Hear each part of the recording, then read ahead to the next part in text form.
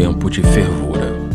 O conto desta semana mostra como a simbólica perda de um relógio, ferramenta que mantinha a alma aprisionada à ansiedade pelo futuro, força a resgatar a memória ancestral silenciada em seu corpo e a se reconectar com seus próprios sentidos mais elementares.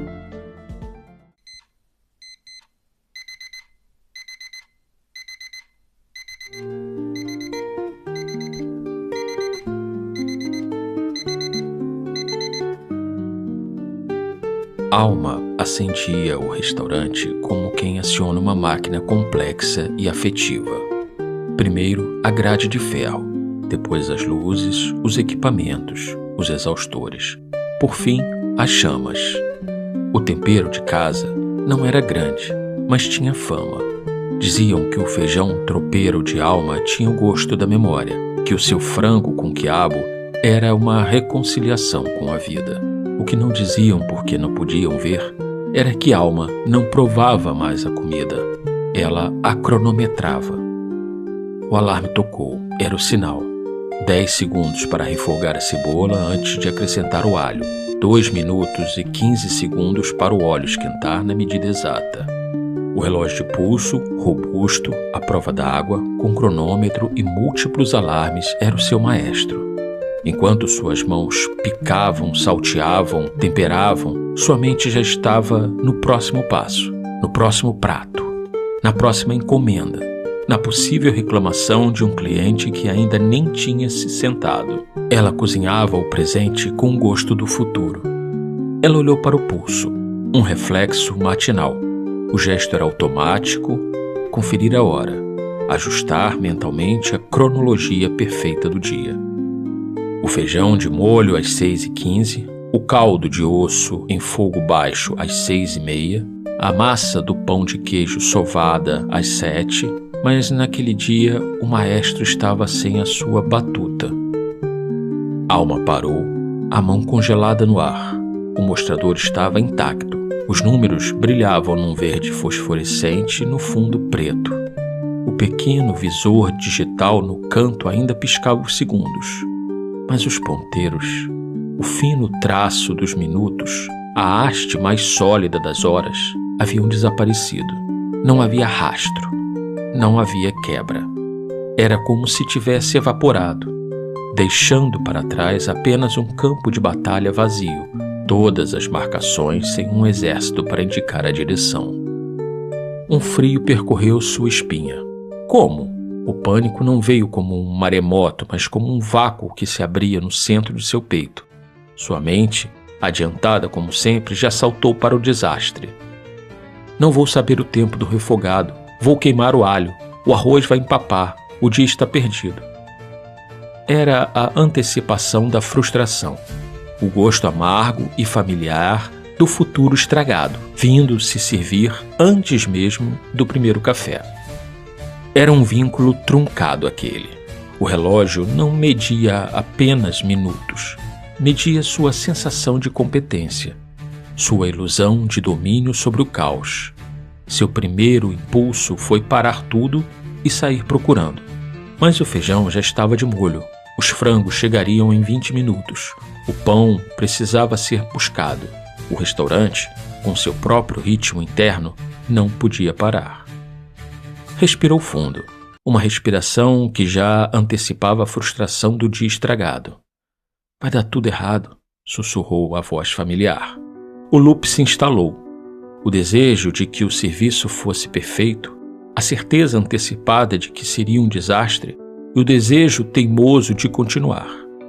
Ela estava ali, diante dos tomates vermelhos e brilhantes, mas já estava limpando a cozinha no fim da noite, exausta e insatisfeita. Estar sem ser daqui, sem estar aqui. Cega pelo hábito, ela começou. Fritou bacon para o tropeiro, mas sem o alarme de 90 segundos. Seus olhos ficaram vidrados na frigideira, a mente viajando. Lembrou-se de quando começara, décadas atrás, com um fogareiro e 2 panelas. Naquela época, esperar e realizar era uma coisa só. Esperar o feijão cozinhar era parte do prazer. Era cheirar, provar, ajustar. Era estar com o feijão. Agora, esperar era um intervalo morto a ser preenchido com ansiedade pela próxima tarefa. O esperar trazia como sombra a frustração antecipada. O sabor tinha migrado da língua para o cronômetro. O susto a trouxe de volta, mas não a acalmou. A cozinha parecia um campo minado. O arroz, quantos minutos para estar soltinho? Ela não sabia. Sabia o número, 12, mas não sabia senti-lo. Sem o relógio, ela teria que perceber o vapor, o cheiro, o som da água sendo absorvida. Era um conhecimento corporal, ancestral, que ela havia terceirizado para um aparelho de quartzo. Ela era uma condutora de tempos, mas havia esquecido a música. Foi quando a porta do fundo se abriu e entrou Dona Yolanda. Não mais a professora de piano, mas a lavadeira de 80 anos que passava as roupas de uniforme do restaurante. Yolanda vinha buscar a roupa suja da semana.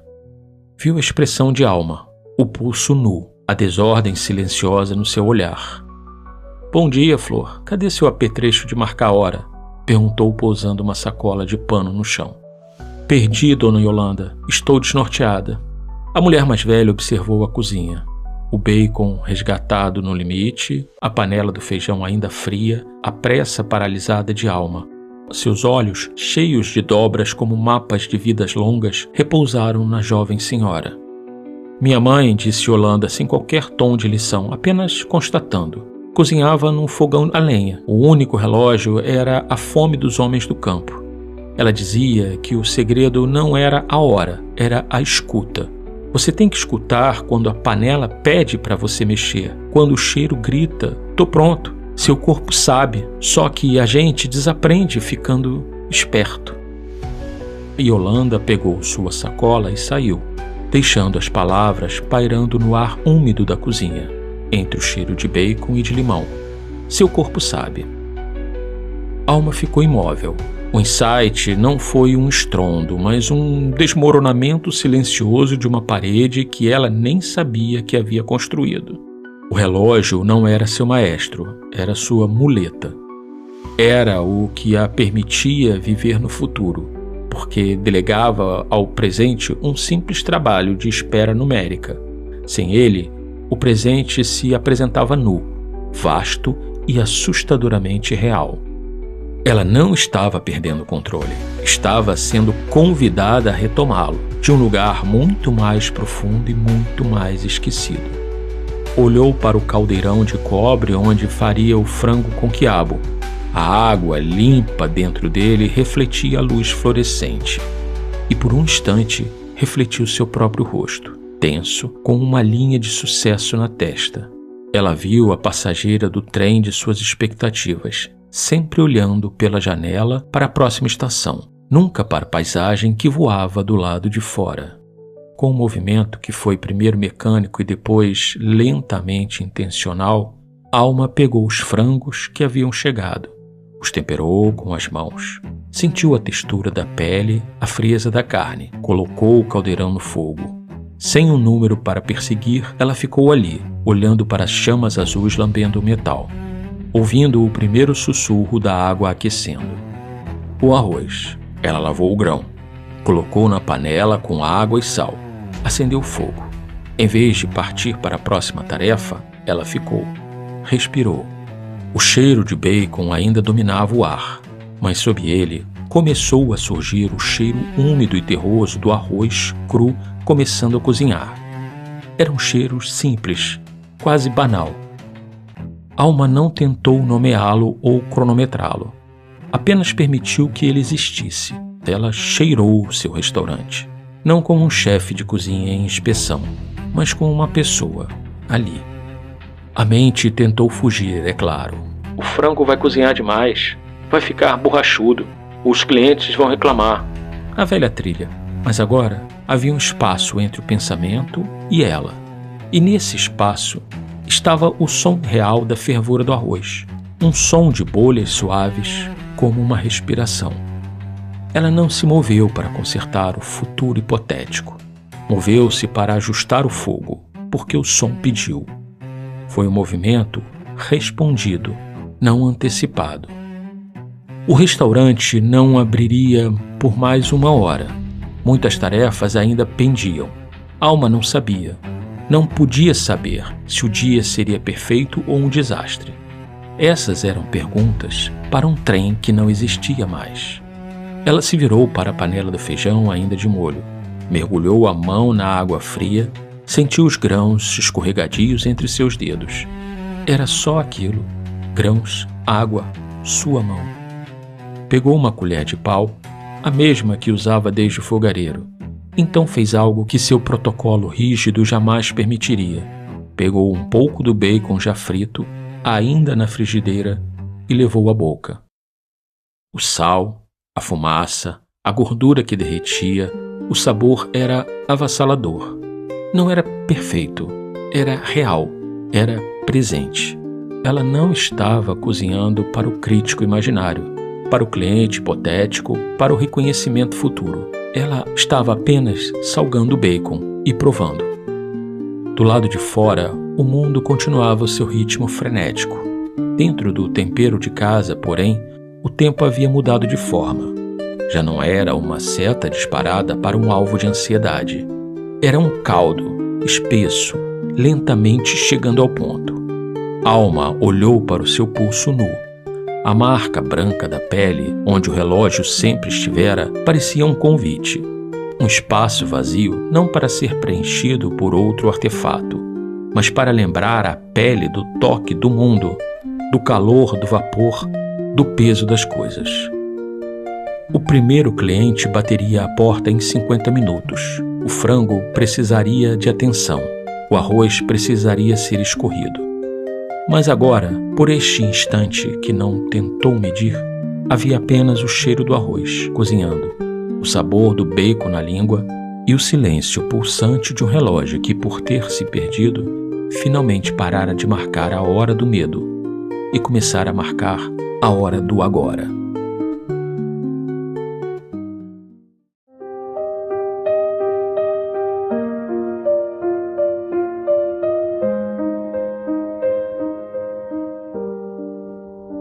Essa história agora é sua. Ela mora onde moram todos os contos da Casa 12, no espaço entre o que se conta e o que se cala. Se ela ecoou em você, curta e compartilhe este episódio com alguém. Afinal, algumas histórias só se completam quando são passadas adiante.